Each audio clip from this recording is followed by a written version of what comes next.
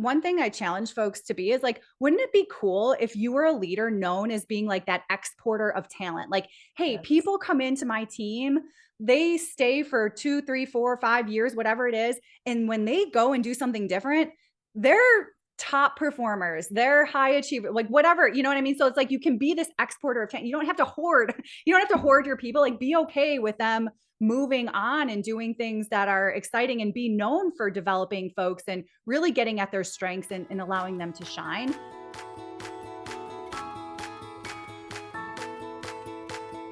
Welcome to You Belong in the C-Suite podcast. You are ambitious in life and in your career, but something is missing. You want to bring more of your passion to what you do. Because let's be honest, you pour a ton into your work, and it needs to mean more. I'm your host, Laura Eigel.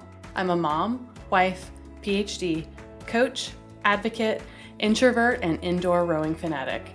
I'm passionate about living a life that's in line with my values. We'll give you the actionable tips and tools you need to lead with your values, make a difference, and have career success. The world needs more diversity and authenticity in the top jobs at organizations. Your leadership belongs there. You belong in the C-Suite.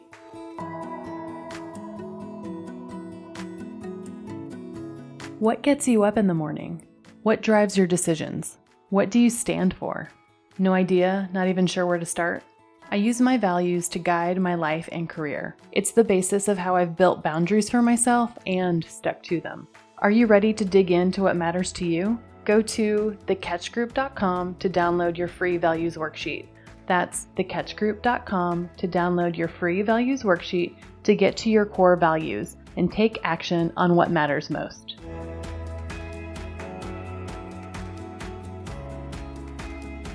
Welcome to this week's episode of the You Belong in the C-Suite podcast. I'm excited to introduce you to our guest, Jenn Smith. Jenn believes career success doesn't have to be at the expense of a radiantly happy and healthy lifestyle. As a sought-after career and HR consultant with professional roots grounded deep within corporate America, Jenn brings over 15 years of progressive global HR leadership experience across multiple industries and Fortune 200 companies. Now, as the founder of Flourish Careers and the host of the Flourish Careers podcast, Jenn is on a mission to support heart-based, career-minded professionals in navigating the changing world of work and taking the right next steps toward a happier and healthier career. In our chat, you will hear the story of how Jenn and I reconnected after being introduced from a mutual connection. And in our discussion, we talked about Jenn's career path and her core values. We also talked about her heart-based approach to career development and why that's so important, especially in terms of building out our goals. We talked about how, as a leader, you can support and empower your team and their career development and how to do that. I know that you're going to learn a ton from Jenn. The link to her podcast and her LinkedIn profile are in the show notes. I hope that you're able to keep connected with her and learn from her in the future. Let's get started.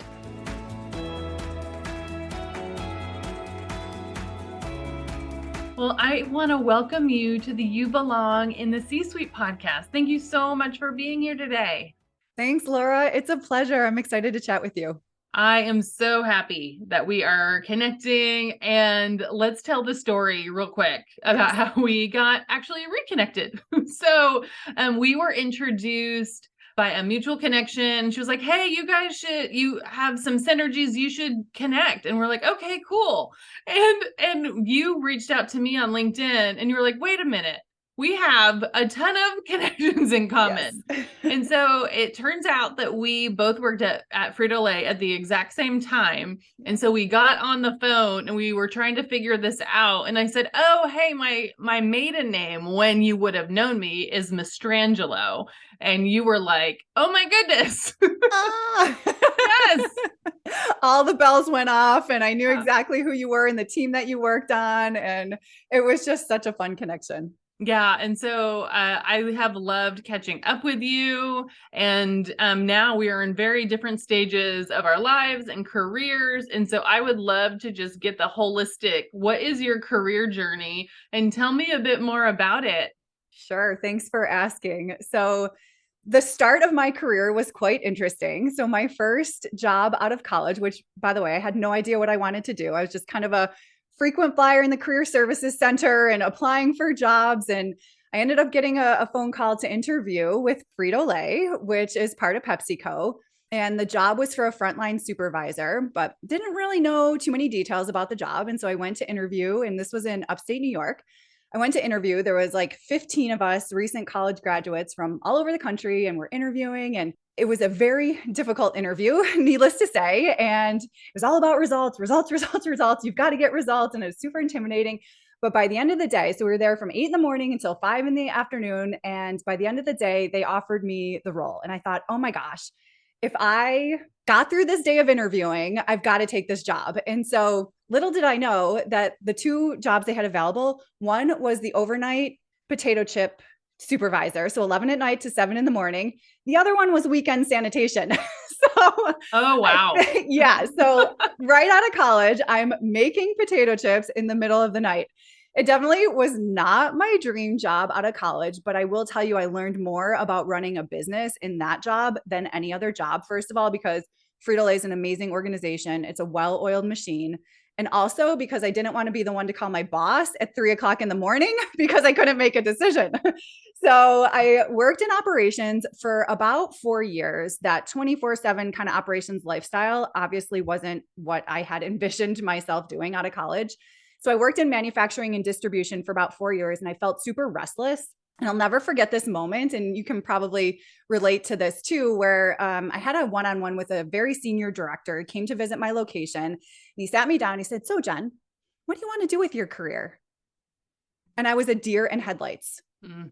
No one had ever asked me that, like kind of longer term question. I had no idea how to respond. I just said, "Let me think about that. I'll get back to you." And so at that point, I did some pretty deep reflection and recognized that what I really loved about the job in operations was the people. I loved the development. I always volunteered, for the improvement projects to help with, promotion opportunities for manufacturing folks and the training and development side of things. And so I was like, okay, I'm going to go into HR. I was so excited. I was like thrilled to have this new path. And I went to talk to my manager. I was like, I want to go into HR. And they told me no. I didn't have the proper education. Most people at Frito-Lay and HR have a very strong HR education. I didn't have that. I didn't have the network. I didn't have the background. I didn't have anything. But I knew in my heart that I wanted to do it. And so I created a plan. And what I ended up doing was I leveraged my operations experience, moved to a very large operations facility that was attached to a regional office where I knew HR people sat. And it was also a union facility. So I knew I would be partnering with the HR leaders to run this organization. So, and that's exactly what happened. I learned how to negotiate contracts. I learned how to manage through a union. The HR vice president sat in that building and she became my mentor. And then a junior level HR role opened up at a location that nobody wanted to go to. That's one of the things with Frito-Lay. Their locations are literally in the middle of nowhere. Nobody wanted to go to it. So I raised my hand. I said, "Give me a chance." They did, and the rest is history. So I spent 15 years in corporate HR. So total 8 years at PepsiCo. Then I transitioned to a tech distribution company supporting their sales organization. And then I spent my last 8 years at a biotech company in a couple different roles. And my favorite role there was when I had the opportunity to build a college recruiting team from scratch. So they basically said, "Hey, we need to do an internship program. We have all these leadership development programs. Like, we need somebody to put some focus on this." And so it was really fun to build that strategy, build the team. And in that role, it was super eye-opening to me that people just did not know how to job search. So they didn't know how to get a job. They didn't know how to write a resume. They didn't know how to interview. And it was like, oh my gosh, what is going on out there? And so in 2018, I started a side gig working for the Muse, which is a career coaching platform. And I loved it. And I could just see the energy shift. Like when I got to coach someone, this is like nights and weekends, I'm like coaching somebody. And then during the day, I'm doing my day job. It's like, oh my gosh, what's going on? And the second I realized people would pay me for the coaching, I was like, okay, we're doing this. And so in 2019, I took a leap of faith from corporate, started Flourish Careers. And part of the reason I share this history and this work is because it took me 15 years to really figure it out. And I jumped around from thing to thing. And so now I really want to help folks not spend 15 years doing that and take a pause much earlier in order to figure out what a path might be for them. So I love the career journey, and I love the pivotal moments and the question they ask, what do you want to do? And you Right. didn't have an answer. And guess what? You did not die. It was okay. Right. But you figured it out. Yeah. And the strategies that you used to get what you wanted, that role in HR,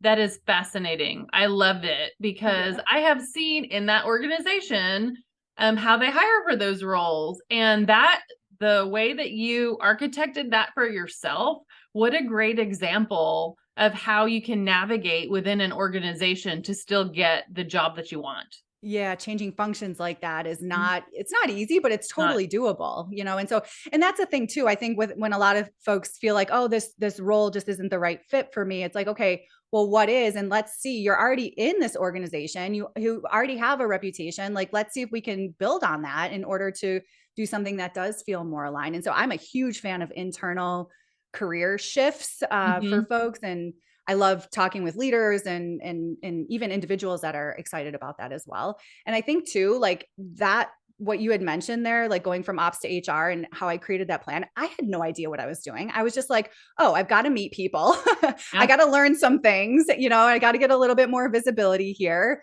And I need some experiences. And so I knew that union experience, meeting with the HR vice president and learning those three things were going to get me there. I mean, I didn't know, but they did. And so now looking back, I knew that and it came very naturally to me. And so now that's what I help folks do in their careers. Like, let's build the plan to get you there.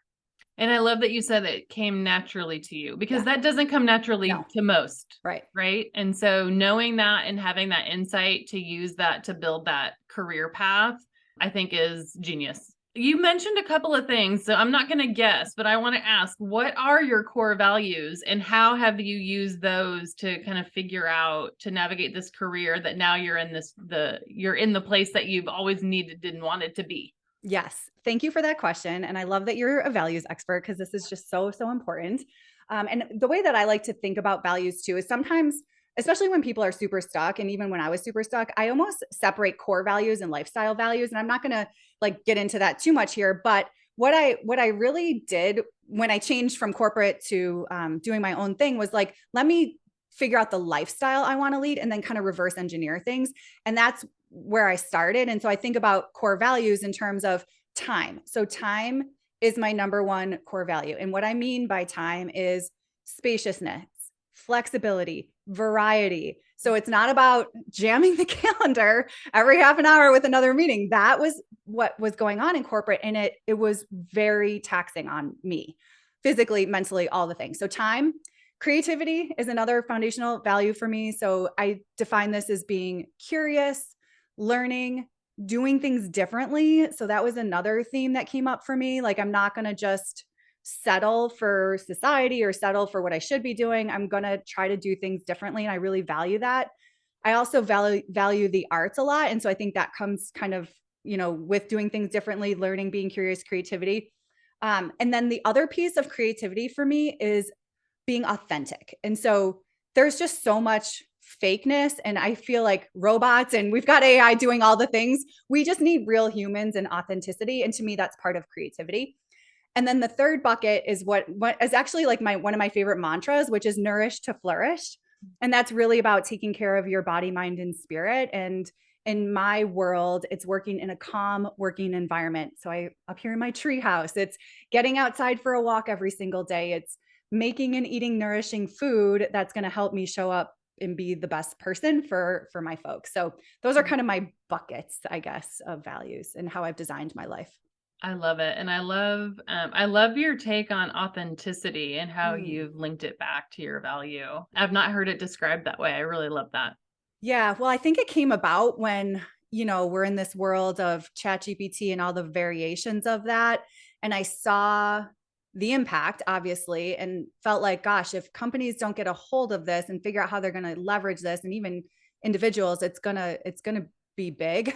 But I saw the artist piece of it. And that's where like my whole family's artists. And I just saw like, oh gosh, we've got all these machines creating art and it's not real. And so how can we get back to being authentic and real in these creative spaces? So that's kind of where that link goes. I love it. Yeah. And it's really interesting to see where all of that is in the spaces that you and I are in right now, Yeah, right. in recruiting. And I teach at SMU, and ChatGPT is all Oh over yeah. some of the submissions to graduate school, folks. Unfortunately for some, looks like they've integrated it great in their resumes, but sometimes not so much Yeah. in admissions letters. Yeah, I can only imagine. And after you read those for a while, like you can totally tell, like what you can definitely tell what's what there for You sure. can, So, you yeah. can. So I want to learn more about your approach and understanding a heart-based approach to career development. Can you tell me more about it? Yes, and it starts with values. Hmm. So what I mean by a heart-based approach to career development, at its core, it's about alignment. So it's alignment of who you are as a human with your career. And because we spend 90,000 hours of our lives in our jobs, it is important that they're aligned. When they're not, it's going to bring so much stress to the body and everything else and everyone else around you. It just doesn't make sense. And so in what I kind of break it down into a couple buckets. So first is your core and lifestyle values. So that's going to provide you with meaning and purpose and motivate you to do your best work. So that's kind of the foundation. And then from there, there's two big buckets. So there's industry that you work in. And a lot of times, we just get these jobs and we don't really think about what industry and what they're doing and how that makes an impact in us. And so I've found that when you work in an industry that you're either excited to make an impact in, or it's something that's interesting to you, it can make your work much more aligned. So that's one of the big buckets. And sometimes that feels like really big to folks. And so we break that down. And actually, you and I were just talking earlier about, kind of culture and companies and how that aligns. And so it's like figure out your industry and then find the companies that are aligned to you, especially from a values perspective. And then the other bucket is energy. So I believe that work should cultivate your energy. So we don't want to be going into these jobs that are just going to zap our energy all day long. Of course, it's never going to be perfect, but what type of role, so energy equals role, what type of role and the tasks in that role are going to generate energy for you. So you're not going to be completely drained at the end of every single day. So it's the values are the foundation, industry that you're interested in or want to make an impact in, an energy or role that's going to generate your energy. So those are kind of like the buckets. And to me, that brings together kind of like this harmony or heart-centered approach and not caring about what anyone else is doing, what your parents tell you should be doing, any of that kind of stuff. And then creating goals. So I always say we should add a little more heart to our SMART. So creating goals, your career development goals that are aligned to those buckets. Oh my goodness. I love so much of this. Okay. So let's talk a bit about the lens of industry. This is just so important. Yeah. Oh my goodness. I have seen so many folks that they come to me like when they're misaligned, I guess, right? Exactly. Usually, or overworked. Yes. Yeah. And it feels like they're searching for something, and it feels like, okay, I'm not in the right career. And so they think, oh, I need to completely switch something, when really maybe they need to switch industries and do the same Exactly. job, but in a different industry that aligns more with who they are, what's more important in the purpose. Do you Exactly. find a similar theme, or what themes do you see? Yeah, that's a great call out. And so when I work with folks, you're right. Like usually they come to me and they're completely fried. They have no idea what's going on. It's just like usually in tears at that point. And so that's what I'm assessing. I'm like, okay, what industry are you working in? What role? So I always start at the industry and ask like, how did you get involved in the tech industry? You're completely fried. You're working 24/7. Like, what is it about that industry that you're excited about? And usually it's like, well, it's cool. Apple's a cool company, or Google's, the company, or used to be like the company or whatever it is. And so then it's like, okay, aside from what's cool to everyone else, let's peel that back. Like what's really interesting to you? Sometimes I'll say, like, read off 10 of books on your bookshelf. What do you do in your spare time? Like what are you genuinely interested in? This is kind of a harsh example, but I'm going to share it because I think it'll definitely paint the picture. So I worked with this gentleman. He came to me. He's like, oh my gosh, I don't know what to do with my career. It's like everything's a mess. And so he was working in government. So he worked in Washington, D.C., but he was supporting the tobacco industry. His father died of lung cancer from smoking.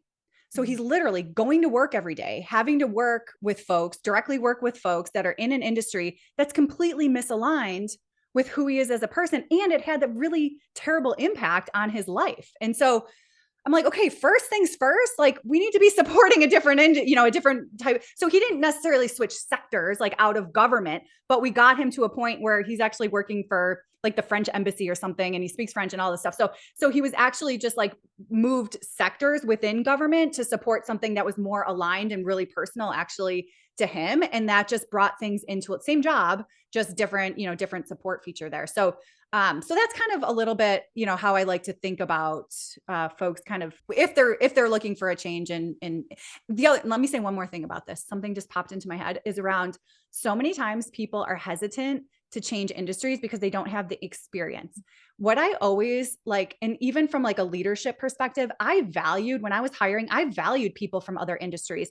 It's going to bring such a new perspective. It's going to bring fresh ideas. Like we need that. We don't need more of the same. And also, I want to hire somebody that's going to learn and grow and learn the new industry versus be bored in 6 months and telling me they need a new job in 6 months. So I just think there's so much goodness from changing industries and leaders being more open to folks changing industries.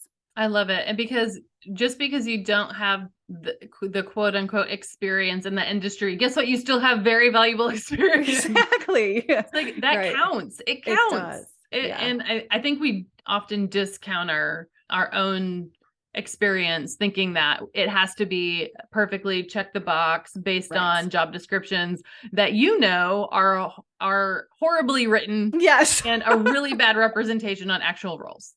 Exactly. Yes. Amen to that for sure.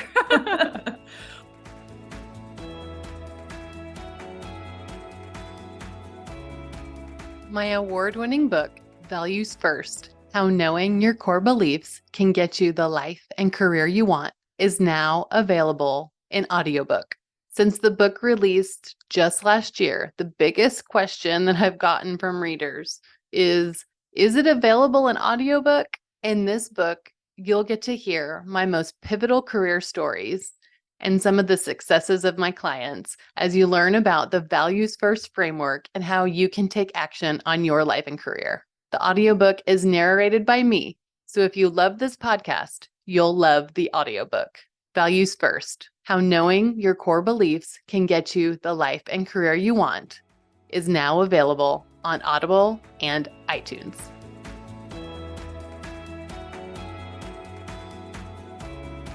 Let me ask you a little bit more about what you said you want to help people bring more heart into our SMART. And so let's back up to remind people what SMART goals are and where you see them, because you use it in a career context, but also there's in a business context too, in terms of like, how do you impact the organization with like your annual goals, right? Yes, Usually it's in this idea of SMART objectives. Can you talk about what those are? Yes. You're bringing me back to my HR days. And I'll just share, there was a time where I was leading the rollout of a new performance management system. And we were, every year you get together with your team and you create your SMART goals. So they're specific, measurable, achievable, relevant, and time out, which is a great way to think about goal setting or writing goals, because it gets to the core and it makes them actionable and all this stuff. When I was rolling this out, it was such a check the box exercise, because it felt like, because now we're tracking it in this system, and it felt like, oh, Jen, we got to get the reports right. We got to run the reports to make sure people are submitting their forms on time. And I'm like, why are we just so worried about submitting the forms on time? Like, let's take a step back and make sure that these goals and objectives we're disseminating through the organization are actually going to be interesting to the people that are doing them. And so that's where I talk about like bringing a little, and I have an acronym for HEART, which it's your goals are heart-centered, they're energizing, they're agile because things are moving so rapidly, they're relevant, and they're tiny actions. We're breaking them down into tiny actions. And so now we're bringing like this heart-centered approach into our SMART goal setting. So what that means, maybe like at the team level is when we're thinking about what we have to get done for the year, let's leverage each other's strengths. Let's figure out what lights a fire in each person's belly, and assign our goals and objectives that way versus just checking a box, getting things in a system and getting a form so our name doesn't get on the bad list. So that's really, kind of a little bit of background of where that came from.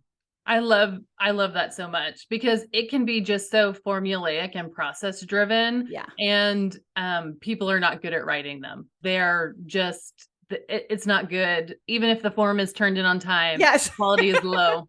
Yeah, and then you're not looking at it for, until it's performance management time at the end of the year. Like, oh yeah, what did I say I was going to do? Oh, did I do this? Okay, let me wordsmith something to make it look like I did.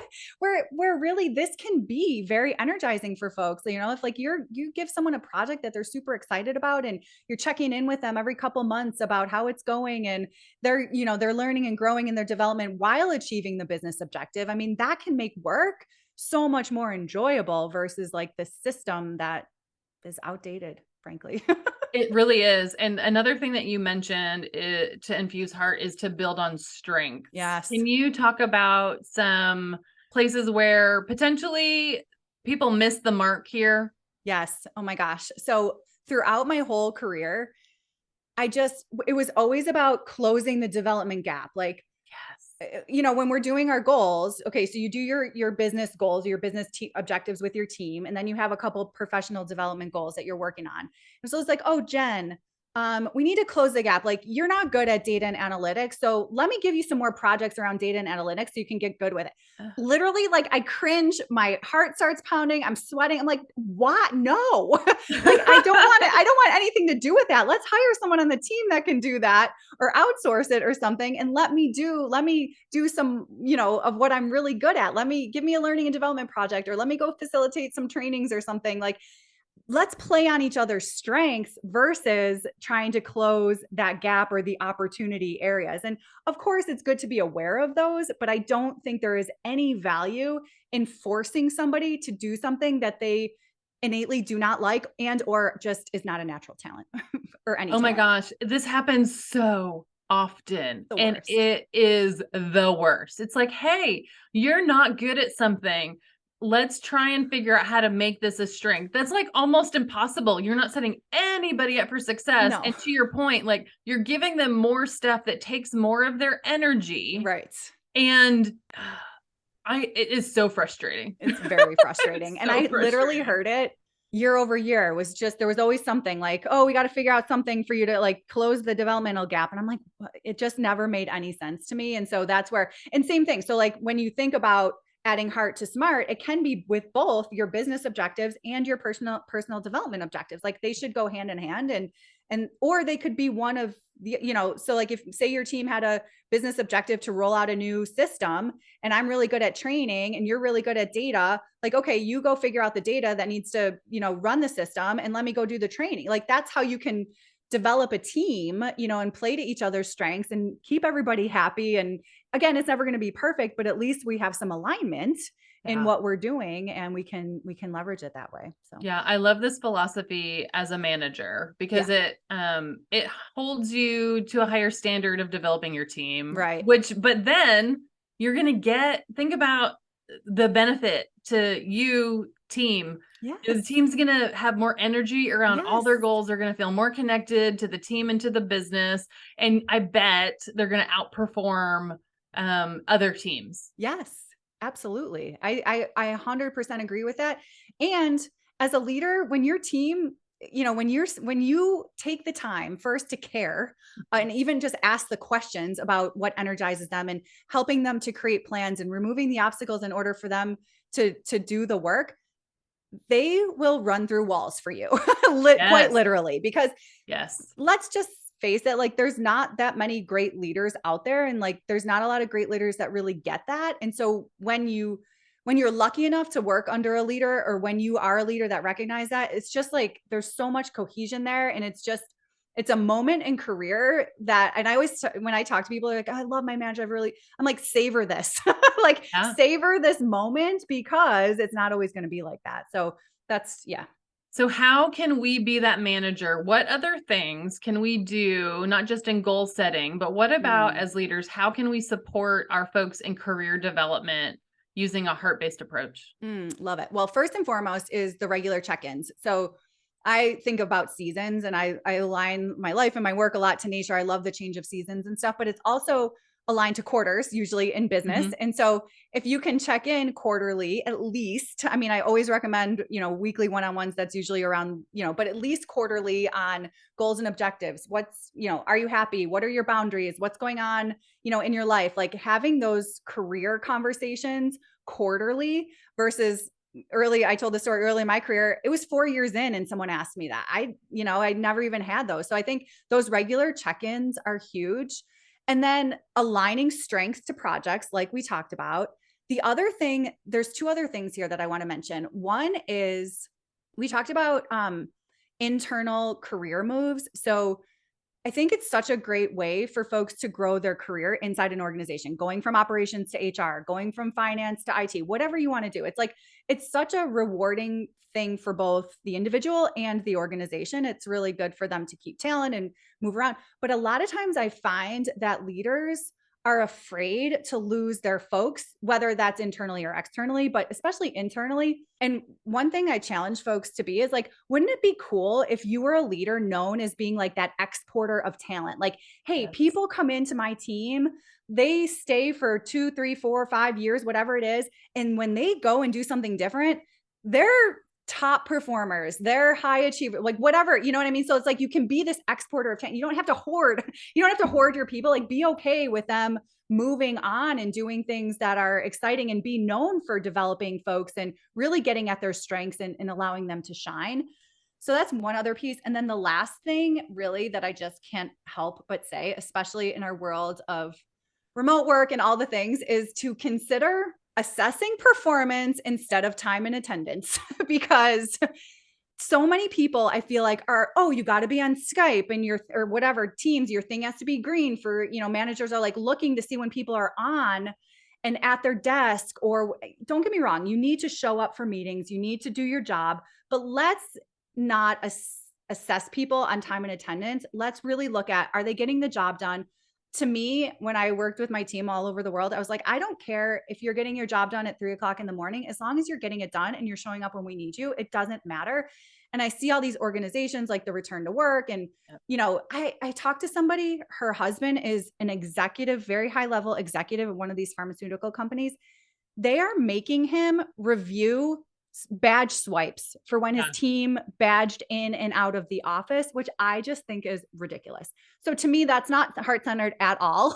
Like work on assessing your team's performance. If there's an issue and time and attendance is part of that, then address it, but let's not just go solely to time and attendance. So I'll get off my soapbox about I'm going to join you on your soapbox. Is there room for me? yes. I feel like that's exactly what's happening. Like these metrics, Wild. Yeah. the metrics are not showing like the outputs, the real Right. outputs, and so Exactly. the metrics that we have are not great. Right. I even had a leader that I was coaching. She has a distributed team, and there's kind of different availability of even office space in some of Mm-hmm. these, but there's like a corporate rule of you have to be in the office as many days, whatever. She was like, there's literally not enough desks for this person to be there. So, so I need them to get off the bad list based on the metrics of who's been Right. in the office and who hasn't. And so I think sometimes the metrics that, corporate or whoever has put on the table are probably not the best representation. And how can we push back as leaders to really refocus on like what's really important Important here? here. Yeah. And how do we set people up for success? But some of these like very vanity metrics are unfortunately coming back because technology is so readily available now, but it's not telling the whole story. And like to not fall for that Yeah. is something I think we need leaders to kind of stand up to right now. Yeah, and maybe like to that point, even like the consideration of, flexible policy. So when you don't have enough desks, like let's just be flexible about it, when you can and can't go in the office or whatever. And versus, these kind of like hardcore, it's like the carrot versus the stick kind of thing. And like so Yeah. many organizations have this stick around it that it's driving me crazy. And obviously the pandemic highlighted the fact that we can all work from home very effectively. And so let's lean into that and allow that flexibility and allow people to have lives outside of work, especially when we're connected 24/7. It's easy, you know? Yeah. So The other thing I think it does is if you can clearly communicate the outcomes of your team, yes, that benefits everybody, totally. right? Yeah, Whether exactly. you work hybrid, all in office, all remote, whatever it is, I think we can get better Yeah, at telling the story of our teams, giving them visibility and yeah, sharing their really great outcomes. exactly. That benefits all of us. Exactly. Yep. Yep. Yeah. So you mentioned just this idea of evolving work and Mm. nature of work. What else has been interesting for you to see in this shift, and what are you paying more attention to right now as you see the world of work changing so fast? Yes. So one of the things that I've just been loving is this idea that I'm going to say, gig, like that's been around for a long time, but the gig economy, these portfolio careers. I heard the founder of LinkedIn talk about flash teams and how this kind of traditional way of working and this traditional like full-time job that we have to have for 10 hours a day or whatever it is really evolving. And the idea is to pull experts together to get a job done. So instead of hiring all these full-time folks, let's get the experts, let's get the HR person, let's get the finance person, let's get the IT person, let's bring them all together. They're all experts. There's no onboarding that has to happen, and let's let them go execute on this project that we need. And so, what I love about that is for somebody that like me that really values flexibility and variety and creativity, think about working on one or two of those projects at the same time, or then maybe working on one and then getting to jump to the next one. Like that's just so fun. And it's a different way, I think, to think about careers, not for everybody, but for organizations that really, kind of need to get something done quick. I think it's a really great way to think about getting work done. And then for folks like me that really values that type of working, it's really fun. It's very rewarding and fulfilling. And so I also talk about this idea of having a portfolio career. So you don't have to have just one job that takes, 10 hours a day or whatever it is. It's like these multiple streams of income from multiple different avenues that brings a lot of variety. So I do like HR consulting over here. I've got the career coaching over here. I've got a podcast. And so it just makes work so much more enjoyable for people that it's aligned to. So I just think like it's so interesting to see the world of work evolving into these different ways. And the last thing I'll say here is really around I truly feel that once health benefits are not tied to a job, that we will see so much more folks working either in this portfolio gig, flash team kind of thing, because right now it's what holds a lot of people back. I need health benefits. I can't afford it, on my own. So I need the company to supply part, share in the cost of that. And so once that line breaks, whenever that's going to happen, I know it's going to happen. I don't know when, but once that line breaks, we're going to see more and more of this. Yeah, that is so interesting. And I wonder, have you ever seen this done internally? Like, is this possible? Like, could you literally break this like structure that we've done? Like, here is a headcount and here is a role, and this is the role that you do, and here is the team versus, hey, we're almost all kind of like internal consultants and we're working on a couple of projects, or you're deployed to different projects in different places. Have you seen this done well or not well within organizations before?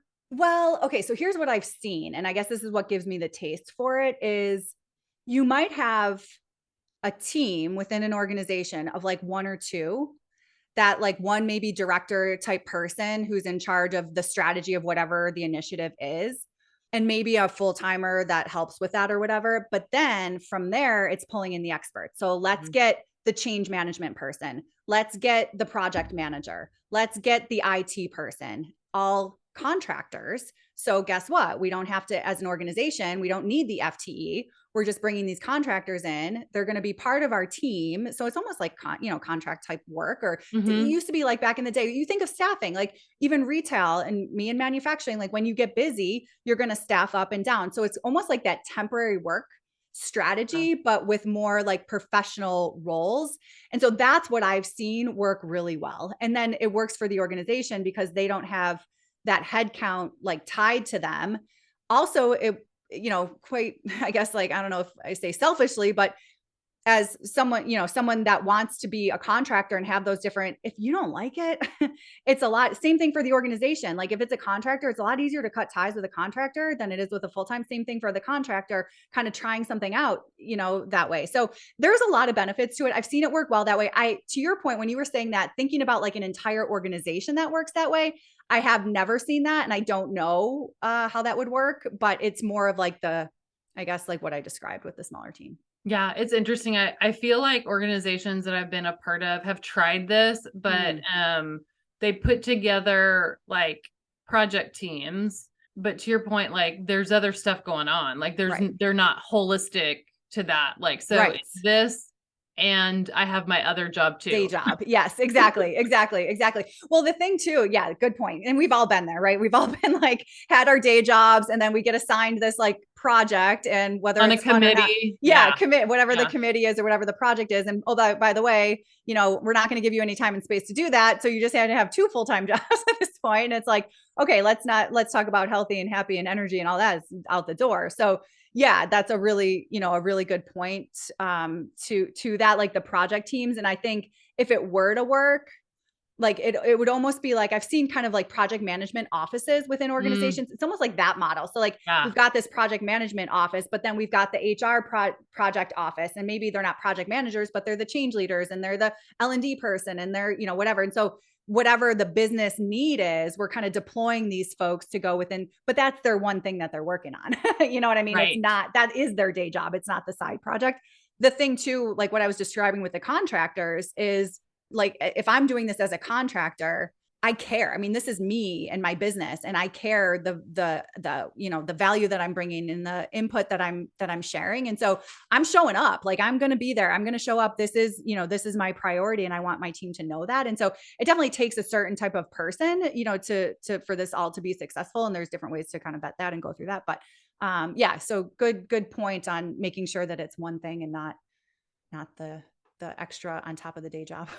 Yeah, for sure. And I love your insight on this idea of it will break when we can figure out in America how to untie employment and health benefits. Yeah, it's interesting to see how it's evolved just since we've been in the workforce. Yes. But again, it goes back to like, what do you value and what do you need? And like some of those things are like, okay, well, we need healthcare, right? Yes. Got to do this. 100%.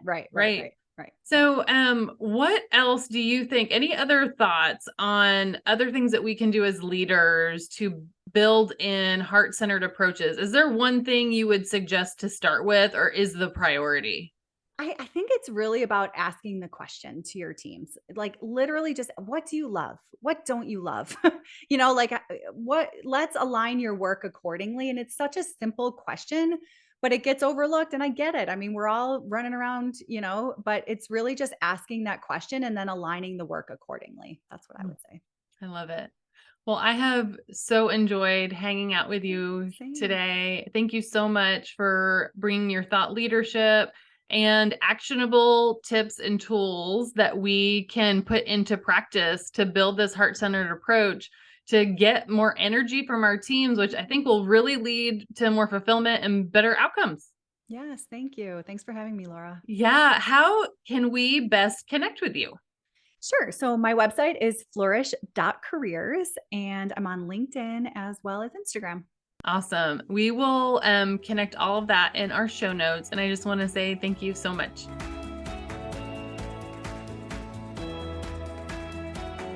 I want to thank you so much for listening to the You Belong in the C-Suite podcast. If you are enjoying this content, please remember to rate and review on Apple Podcasts. By leaving a review, you are helping others find this content. We will be featuring 5-star reviews on air in upcoming episodes. Editing and support for the podcast is done by S&E Podcast Management.